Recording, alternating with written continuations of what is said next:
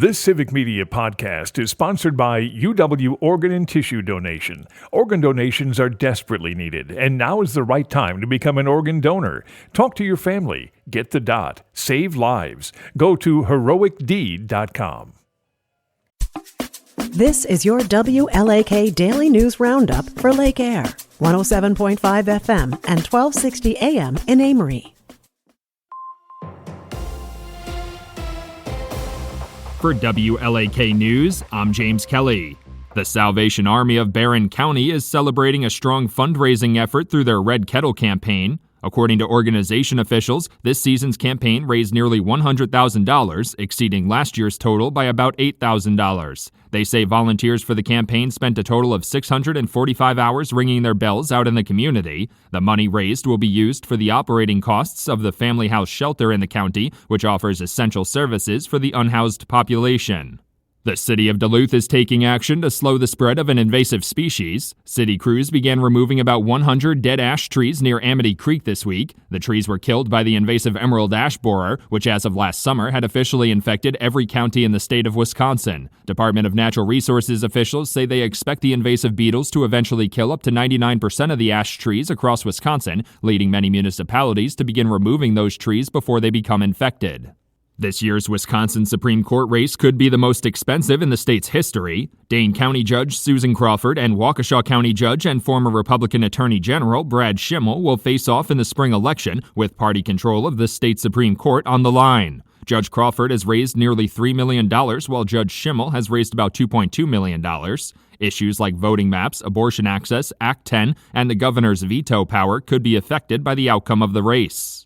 The Bayfield County Sheriff's Office has announced the arrest of a suspect related to a December 30th shooting incident. According to law enforcement authorities, the shooting occurred in the town of Keystone near Highway 2 nearly 2 weeks ago. A 16-year-old suspect was taken into custody this week. Sheriff's Office officials say they will not be releasing further information about the incident at this time due to the age of the suspect and the absence of any further threat to the public. The incident will remain under active investigation.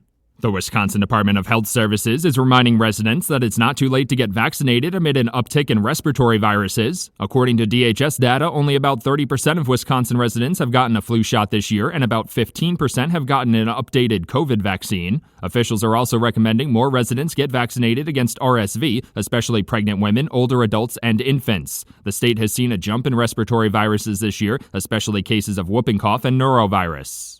The Wisconsin Department of Natural Resources is considering wind turbine restrictions amid the population decline of cave bats. According to DNR officials, the restrictions would involve a wind speed requirement to use the turbines, as cave bats typically don't fly as often in high winds. The wind speed required to use the turbines would be determined by the population density of the cave bats in a particular area. The Department of Natural Resources will be accepting public comments on the restriction plan until January 15th.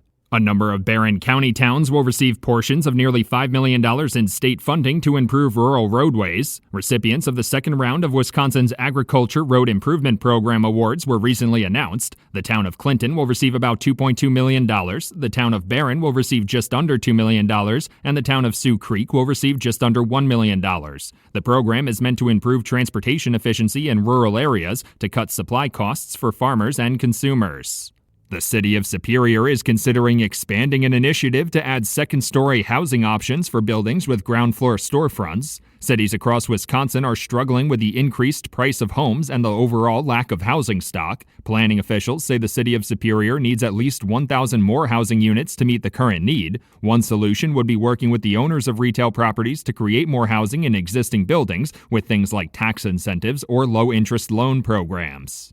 Wisconsin Department of Health Services officials say a new strain may be the cause behind the unusually high number of norovirus cases this winter. According to DHS officials, outbreaks are normal during this time of year as people tend to gather inside, contributing to the spread of the highly contagious virus. This winter, however, there have been over 100 outbreaks across the state, including at UW-Eau Claire. Experts believe that increase is due to a new strain of the virus that most residents haven't built an immunity to yet. A report by the Wisconsin Policy Forum found that local municipalities are paying more for recycling services while state aid remains flat. According to the report, the operational costs of recycling services grew by about 0.5% each year from 2013 to 2021, but the available state funding for recycling grants has remained at about $20 million since 2011, following a reduction from about $32 million prior. As a result, local government budgets are facing greater strain to fill the gaps with local revenue sources like property taxes. For WLAK News, I'm James Kelly. The Bucks kick the Spurs. Hi, I'm Mike Clemens with sports. The Bucks with a dominating 121-105 victory over the San Antonio Spurs. Doc Rivers on how he thought his team played defensively. I loved it. I told him that at halftime. It's like, guys, back-to-back games, our defensive focus and attention to detail was on point. And when we play like that, we're really tough. Because if we get multiple misses, we're going to eventually make threes. College hoops, the Wisconsin Badgers will try to extend their 4-game winning streak when they host the Minnesota Gophers. That's tomorrow night, 6 p.m. at the Kohl Center in Madison. NFL, Packers holding practice, getting ready to face the Eagles. Sunday afternoon at 3:30, Jaden Reed says it's too soon for the Packers season to be over just yet. We ain't worked this hard to come this far. We went through a lot, in camp, through the season to even get here. So our mindset is on one goal, and, that's how we're preparing this week. That's Packers wide receiver Jaden Reed. With sports, I'm Mike Clemens. On your entertainment beat, I'm Pete Schwaba. If you're looking to hit the theaters this weekend, here are some options for your viewing pleasure. The biggest or widest release this weekend will be Den of Thieves 2, Pantera, starring Gerard Butler, who returns as Big Nick. In Den of Thieves 1, Butler's character was part of an elite LA County task force chasing a heist crew. In Chapter 2, he somehow finds himself in Europe on the hunt for Donnie Wilson, played by O'Shea Jackson Jr., who also returns from the first film. Seems a little out of a local cop's jurisdiction, but when your name is Big Nick, plausibility story loopholes are acceptable. There are no reviews yet, so proceed with caution. Depending where you live, you can check out the movie Better Man, a sort of a biopic about British pop star Robbie Williams, whose character is portrayed by a monkey. I don't understand it either, but the film is getting rave reviews from critics and audiences. Another film opening wide this weekend is the Indian film Game Changer, an action flick starring international box office draw Ram Charan. Let's go to the movies. Award show season is not only fun if you like award shows, it also can give you excellent suggestions of what you should be watching. On the heels of Sunday night's Golden Globes ceremony, the Screen Actors Guild just announced their nominations.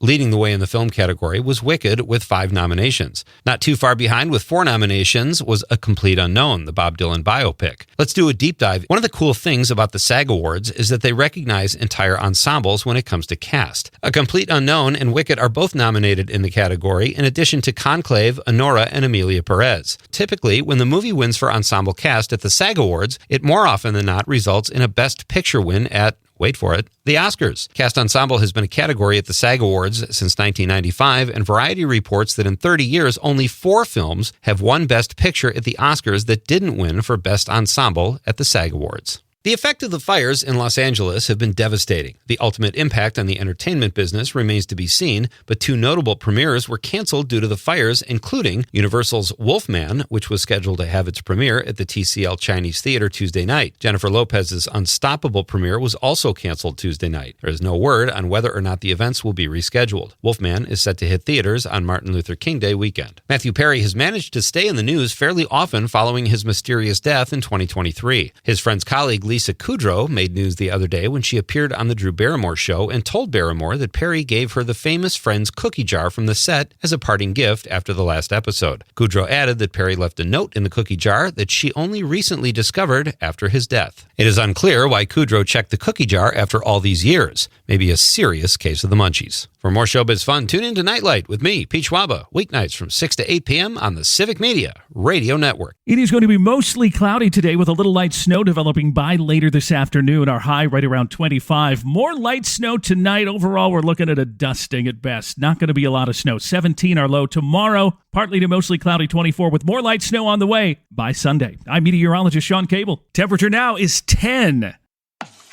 That's your WLAK Daily News Roundup from Civic Media.